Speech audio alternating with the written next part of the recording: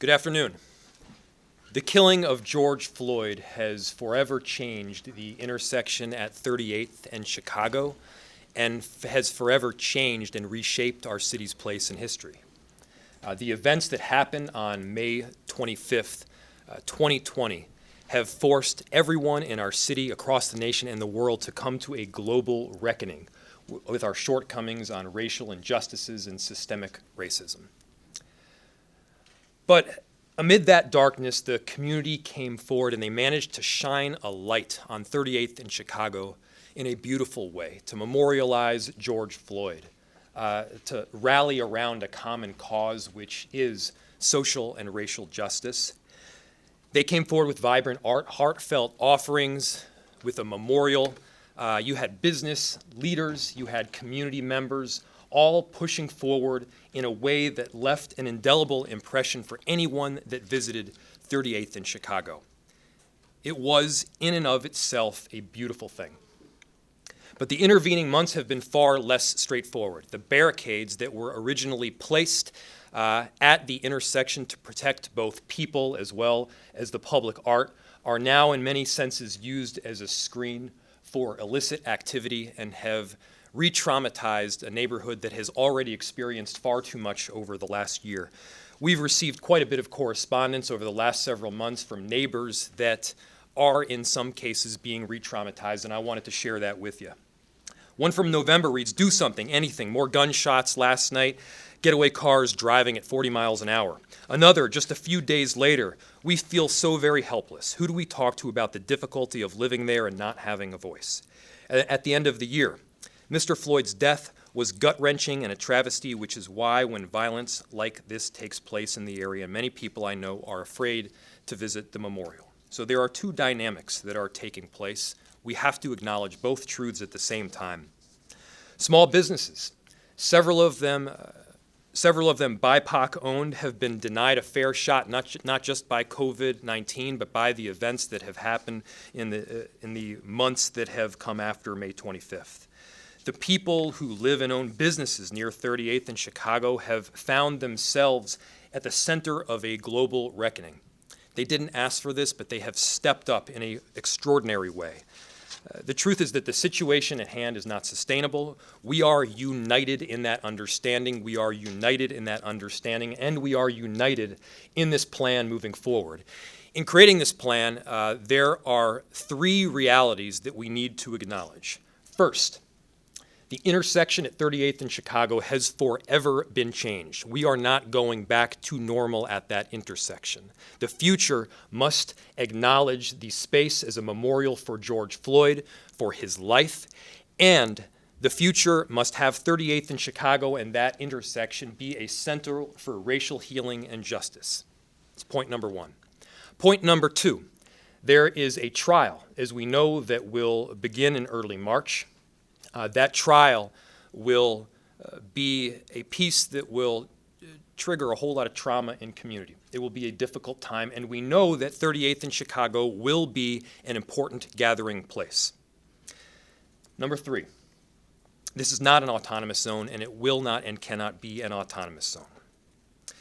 The neighborhood and the community around there have stated very clearly that they expect robust city service and access, and we will provide it. And that is everything from the core city services that people expect, from snow clearance to maintenance to, yes, EMS and 911 response.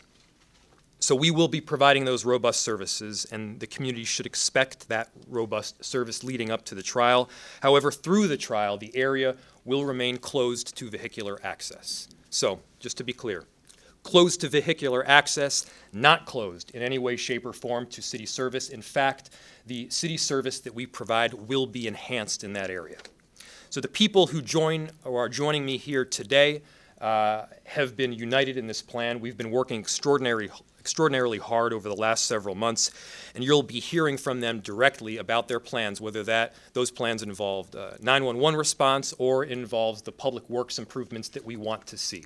And by the way, we will be moving forward in a substantial way to memorialize George Floyd, to memorialize his life, and to make this space an ongoing location for racial justice and healing. Part of that, obviously, is in the way the intersection is shaped. In determining how the intersection is shaped, we wanted to hear directly from community, and so we will be putting out a survey, a community-wide survey, so that they can literally vote on the preference that is preferred, and our Director of Public Works, Brett Jelly, will be discussing that very shortly. So in conclusion, it is our responsibility as city leaders and as community to honor George Floyd's life, to create this space that I've just discussed. The magnitude of these decisions is not lost on me. I know there's a great deal of frustration and pain in community, and how we as a community choose to move forward must honor that pain and frustration, and it must prioritize healing. We've been in contact with a number of different community members as well as multiple jurisdictions to figure out how we best move forward. And with that, I will be turning it over to Councilmember Cano, who is one of the two council members that represent that intersection. The second is Council Vice President Jenkins, who's entering right now. Thank you, Mayor.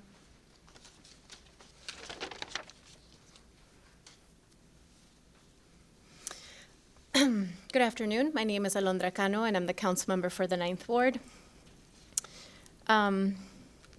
As many of you know, we are close to the 1-year marker of the loss of Mr. Floyd. And over the course of that time, we have learned a lot about the powerful symbolism and significance of this moment in time, not only for our city, but for the country. And as such, I am thankful to share that for more than 10 months, council members, our mayor, our city staff, our chief, have all been extremely engaged on the ground, talking to residents, business owners, nonprofit leaders, newcomers, visitors, homeowners, resident tenants, all who really expressed the need to be able to provide safety and justice for this community. I stand here before you today with full confidence that we can, that we have, and that we will deliver on both.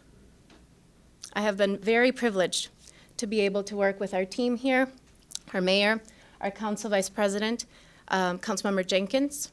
I have seen the deep work we have all done together to engage with residents of this area, people who care about the future of Minneapolis, people who care about Mr. Floyd and his family. And I feel good about the fact that we did make available more than $10 million as the mayor and the council for investments in this area that can physically move us towards racial justice and racial equity. I have been very impressed with the many, many groups and organizations that we have engaged to discuss how do we support this community and move forward in healing. So today, knowing that we expect a difficult month in March and that the 1-year marker will come in May, we're here to stand together to say we are going to support our city through this. We are going to be a positive example on how to deliver on safety, on justice, on healing, and Councilmember Jenkins will likely talk about truth and reconciliation, which has been a primary value for me in this conversation since day one. So thank you all for being here. We will be available for questions as well afterwards. Thank you, council member, and for all of your work over the last several months. Next up is Council Vice President here? Okay. Next we have Chief Arredondo. Thank you, Mayor Frey. Councilmember Cano. As Chief of the Minneapolis Police Department, I have a deep, profound understanding of the significance of what brought our city, and certainly the intersection of 38th and Chicago, to where it is today. And so I want to just take a moment to name that. Over the past year, I certainly have been in conversations with community, specifically in the 38th and Chicago area. I was just recently there this Tuesday talking to community members over at the square. So here is where, over the past year, where those conversations and that engagement has led me as chief of police. I'm responsible for the public safety of all four corners of this city. I also know that hope and resiliency can erode in time over long periods of suffering. And many of our neighbors in that community have felt that they've suffered. The businesses, the residents, and visitors. And so I cannot allow that to happen. As Mayor Frey indicated, 38th and Chicago is not an autonomous zone. While there are environmental challenges with the way the current intersection is, our men and women will continue to show up and respond and to be the guardians of that community when they call us for help. But the intersection must open, and it must open with an intentional and thoughtful and compassionate way that all of my city leadership and colleagues are doing. The number of people in this room today, what 38th and Chicago really is all about, it's about wellness. And I've learned that wellness helps to cultivate the best in our humanity. And I'm proud to team up with not only our leadership and my other colleagues here from the city of Minneapolis, but walking in step with community. So when we get to that point of reopening, the Minneapolis Police Department will play a role in that, but we will play a role in it in concert with, in collaboration with our community stakeholders. And so there'll be continued conversation, there'll be tough conversations, but I will tell you that the people that I've spoken with, they want to get to that point of healing that Councilmember Cano talked about. And we all need to stand with them together as we go down that journey. So I will pause at this point, but I'm very, I want to thank the community that's been out there. I recognize the pain, the trauma that they've experienced, and will continue to support them in the manner in which that I can. But I also feel very confident with the leadership here and my fellow colleagues in the City Enterprise Department that we will get to a place in concert with our community that uplifts 38th and Chicago and moves us toward a better place. Thank you. Thank you, Chief. Council Vice President Andrea Jenkins.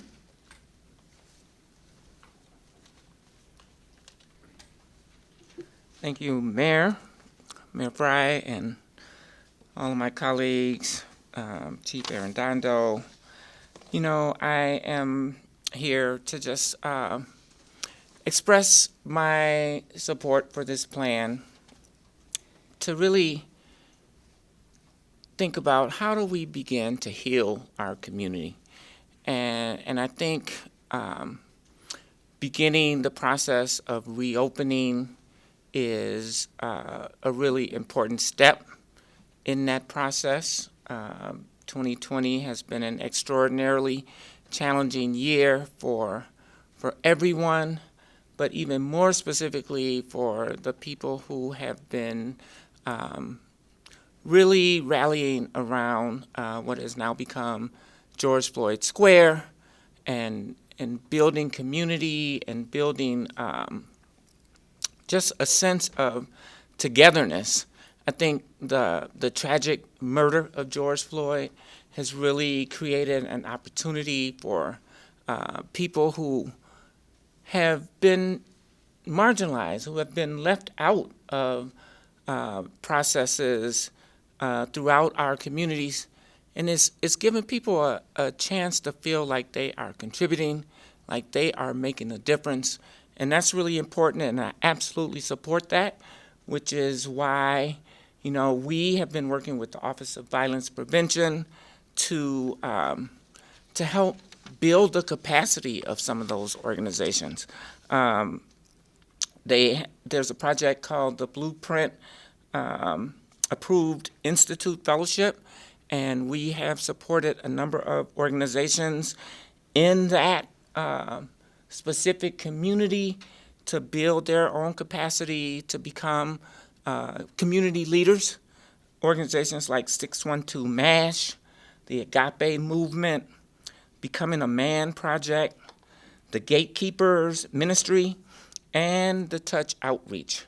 And so, you know, we really want to see this community continue to thrive, continue to build, but reopening, reconnecting this area to the rest of the city is the utmost importance in making that happen. We are being responsive to the needs of the community in terms of jobs and job development, and working with groups like Summit Academy and hopefully potentially other organizations like PPL, and some of our other training and employment partners to bring training opportunities and job opportunities to this area, home ownership opportunities. Certainly, Councilmember Cano mentioned the Truth and Reconciliation process that the city is beginning to embark upon, and really get down to the real foundational issues that are pulling our communities apart, and beginning to address those through that process. I absolutely believe and understand that racism is at the root of all of our problems in our city, in our country, and until we tackle that pernicious issue, we will continue to have these same kinds of problems in our community. So to that end, we declared racism as a public health crisis to be able to begin to undo some of those things and to help people become anti-racist so that we can heal, so that we can build and bring our communities together. That is the hope that I have. That's the intention of this proposed plan, and we are willing to work with all of the community members to bring that to fruition. Thank you.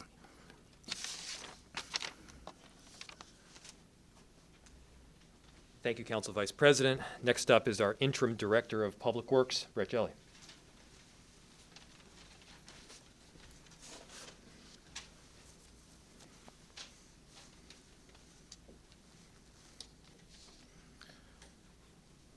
Thank you, Mayor Frey.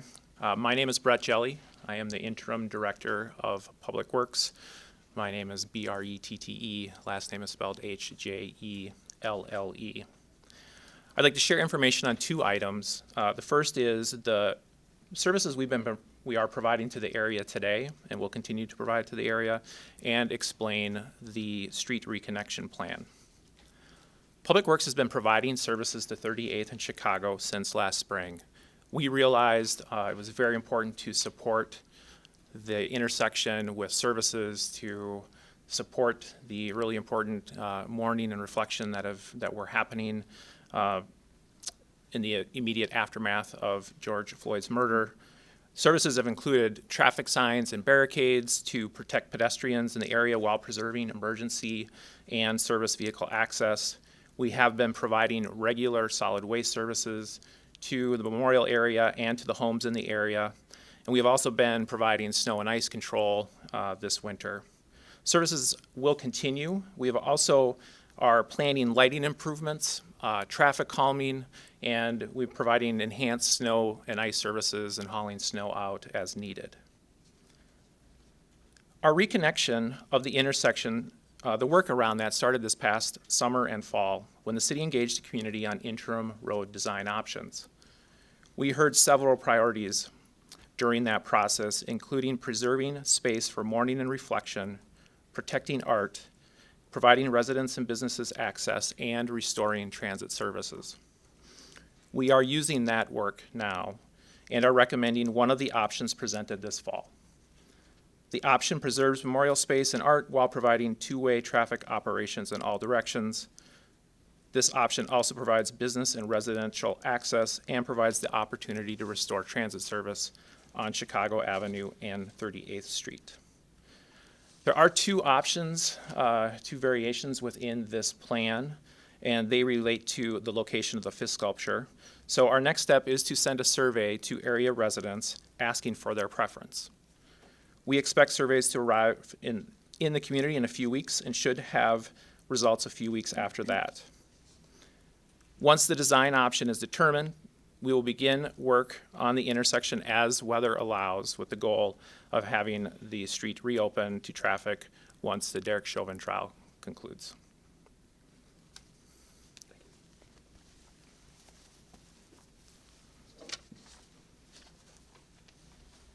Thank you, Interim Director. Next is our Director of Cped, Andrea Brennan.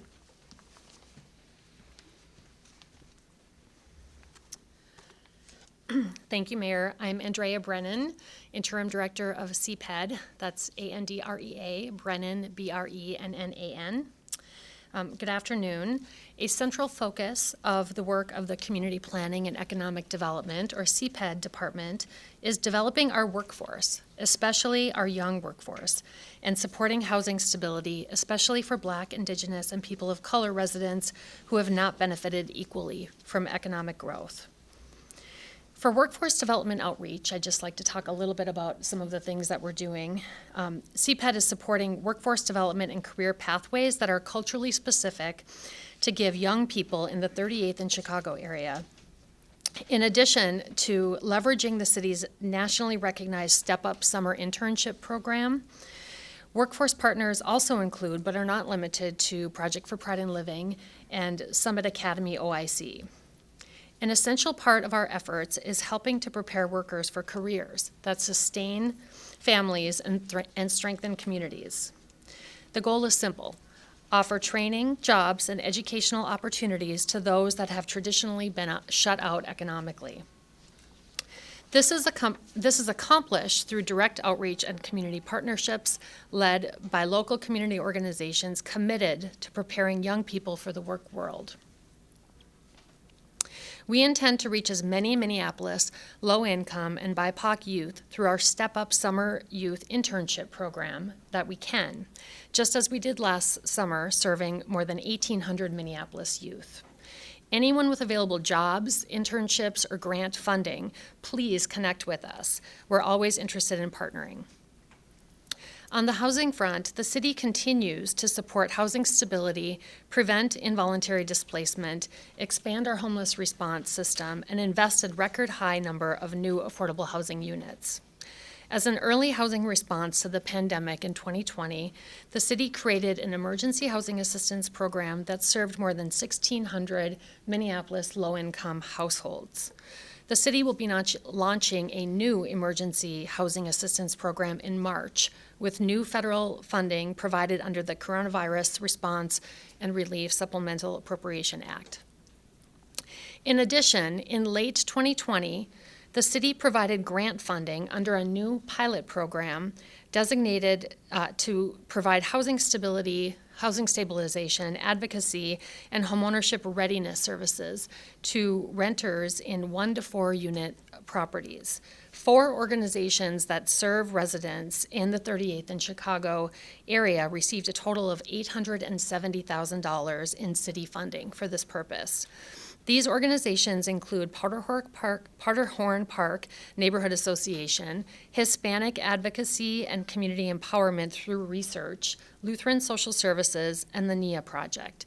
Information about how to contact these organizations is on our website.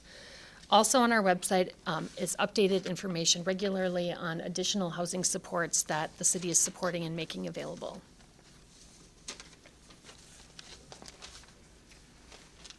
Thank you. With that, we'll open it to questions. So what are the proposed plans exactly? So the question was, what are the proposed plans? And by proposed plans, you're talking about the public works improvements for the area? Right, for reopening 38th and Chicago. So the public works improvements for the area should be in the plan that was provided to you. There are 2 different options, both of which include space in the public right-of-way for a public memorial for George Floyd, as well as public art. Now, each one of the plans have a couple of different specifics, and the main piece is where the fist itself could ultimately be placed, whether it would be in the middle of the intersection as a roundabout or it would be on the side. We want to listen to community, and what better way to listen to community than contacting them quite directly and asking every single individual that lives or works as a business in the area what they think. And so that is the direction we're going in terms of the survey. Following the results of the survey, we'll be able to implement the vision that community is hoping for. Can you talk a little bit more about the timing of this? So this will, the goal is to reopen this following the Chauvin trial? That's right. So the question was, can we talk a little bit more about the timing of it? And I'll probably bring our Director Jelly up in just a second here. We hope to get the survey out as soon as possible. It's being drafted literally right now. Once the draft is approved, it can be sent. Of course, we'll give a certain number of days for individuals and community to respond to that survey. We'll collect the results, tally them up, and determine which direction we're going to go. Now, either one of the options includes, I should say both of the options include a memorial in largely the same place where George Floyd was killed. You know, we've heard loud and clear from residents, from community.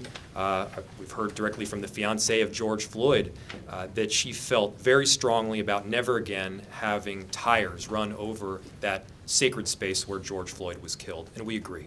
We want to make sure that that space is protected, and it will be protected and bolstered with a barrier that prevents traffic from ever again running over it. Now, along with that will be space as well as resources to provide the memorial itself. And I don't think that it's up to me to provide the vision for what that memorial should be. I think community should be ultimately listened to, and we should execute based on their wishes. What happens between now and then? Because we have heard these calls from community that you highlighted when you were originally talking, people that live in the area that are frustrated, that don't feel like police are responding. What happens between now and when this reopens and when this vision comes to light? So the question was, what happens between now and that time period following the trial when the intersection is open to vehicular traffic? I can bring our chief up here in just a second, but one of the main pieces that we all felt strongly about was that this area should not just get basic and core city services, it should be bolstered. So that area will get robust city service, whether that is snow removal and plowing or 911 response and EMS. We want to make sure that that area is fully accessible for all of those core city services that residents and businesses expect. It will continue to be closed for vehicular traffic, and a big reason for that is we recognize the reality that the trial is coming in a matter of weeks. During the trial, we know that 38th and Chicago will be a very important gathering space for community. We don't want to take that away from them. We recognize that. That's just a truth. And so the closure to vehicular traffic on a temporary basis while the city enhances the core city services that will be located around that area is going to be really important. And in addition to that, we're working towards a number of different workforce improvement options so that if youth have full access to jobs and training. We'll have an outreach program that's in place, and we'll be working with a number of different community organizations to make sure that we're engaging properly around that. Mayor, I have a question, just having been down there, and I'm gonna refer to them as the protectors on the ground there. I know you've been, I don't know if you want to call it negotiating, but it's exchanging letters. What if they just do not want to leave? I mean, they practice kind of filling up the barricades, expecting any time that someone's going to show up and move them. I mean, is the city physically prepared to move these people out come the aftermath of the Chauvin trial? So the question was regarding the protectors and advocates that are presently in the area. And, I've realized this more and more through the last 8 months is that, we all have a role to play in moving society forward. And I fully understand their presence, and I fully understand what they're seeking, which is justice. And they're seeking dramatic transformational change in terms of how we operate as a city, not just in the police department, but in terms of economic inclusion. And collectively, we've met with them on numerous occasions. We've heard them out. And I think that one of their key asks has been to have this space be one of racial justice and healing. One of their key asks is to not go back to normal, and we do not intend to do so. Now, will this intersection ultimately be reopened? That is, of course, the intention, and yes, it will. But in the present state, we wanted to make sure that there are robust and enhanced city services that are being delivered, and that's the direction we're going to go. Just to clarify, nothing is going to happen until the survey comes out. The occupiers of that area are not going to be removed before then. It's not going to be, the barricades are not going to be forcibly removed.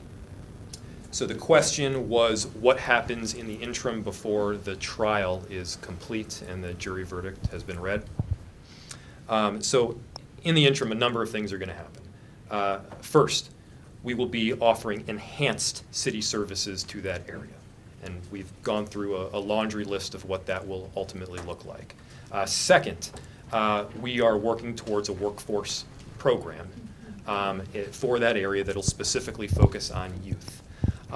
Third, there's a number of different offerings through Cped, our Community Planning and Economic Development Department, that could assist with everything from facade improvements and grants to our Commercial Property Development Fund, which will allow some of these BIPOC business owners not just to own their underlying business, but to ultimately own the underlying property, allowing them to reap the benefits of any economic gains that are seen.